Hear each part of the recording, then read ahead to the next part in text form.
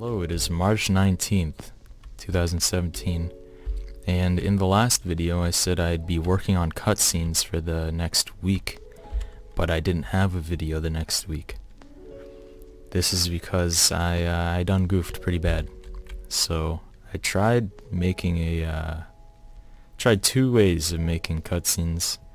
The first way was an animation, so I would make each frame of the animation and play it out, but it just didn't look very good. I didn't like how it looked, so decided to scrap it, and that took a very long time to make. So the next idea I had was to just make an in-game cutscene, which was basically what I wanted to do for a lot of the game. Like, there's always in-game cutscenes in these games. And so I finished it, and I think it turned out pretty decent. So before that, I added this guy right here. I'm not sure if he was in the last video or not, but he's here now. And I think that's the only thing I added here. So I'm having trouble deciding. I also added this sign. I'm having trouble deciding what I want to do in this first area. So another thing I added was down here, but there's also some strange clipping here. You could kind of see my arm. I have to fix that. But the problem I was facing was when you spawn in this room. So you spawn in this room right here. When you spawn in this room, like, you could look at this stuff and like read all this stuff everywhere, but when you come out, there's nothing to do here at all.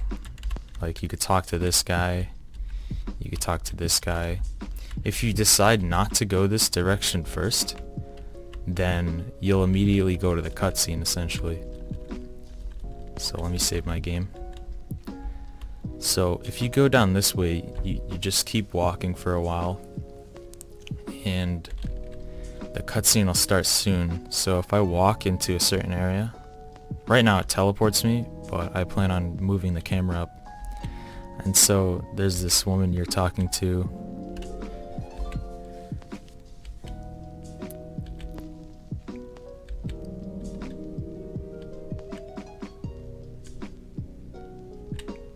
Some temporary dialogue. I'd probably change it later.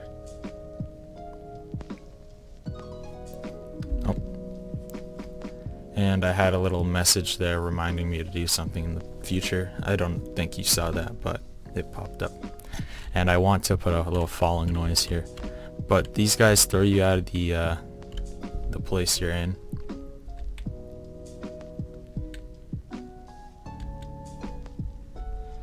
And then you could save your game here. But the thing is, that only takes like a couple minutes to do, to get out of the first area. And when you walk down here, then you slowly go into actual color. So we're finally out of this awful black and white depressing area, and we come into a forest here. And so right here I plan on having the little tutorial thing. I think I'm gonna have some character that like maybe an animal or something that will follow you around on your adventure and give you tips. And so I was thinking like a duck or something. I don't know, something simple. And so right here would be the little tutorial of the game. I'll have this animal chase you around and teach you some things. So for example, right here you'd have the arena combat. So like you'd walk in, you'd enter a battle, and then it would teach you how the battle system works, things like that. And it'll teach you some tips about the game that doesn't need to be in the controls option, things like that. Like if you go here, things that aren't there will be in this tutorial area. Also, this forest right here, I was trying to take inspiration from A Link to the Past in their forest. I'll put a picture right now.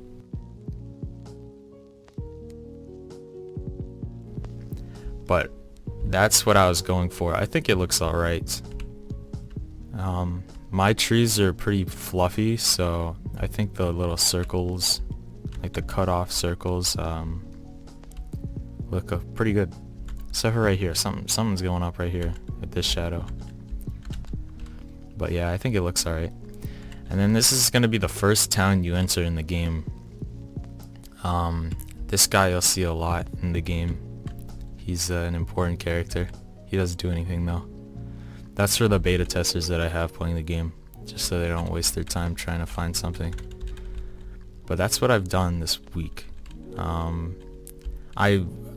I could show you the previous cutscene. It ended up being like 40 something frames, but I was really just not happy with it. I think it looked pretty bad. So, and it sucks too, because I spent a lot of time doing it, like a lot of time doing it. But also, I'll probably end up using some of the sprites from there in the future. I'll just have to find out a way, like a good place that I could use them in. So this week I have to do, I'm gonna work on this town. Well, first I'm gonna work on the little tutorial thing. And I was just gifted a Surface, if you know what that is, like the tablet computer thing, and a pen along with it. So making art is pretty easy now. I used to be doing everything on a mouse and hurt my wrists whenever I would like use it.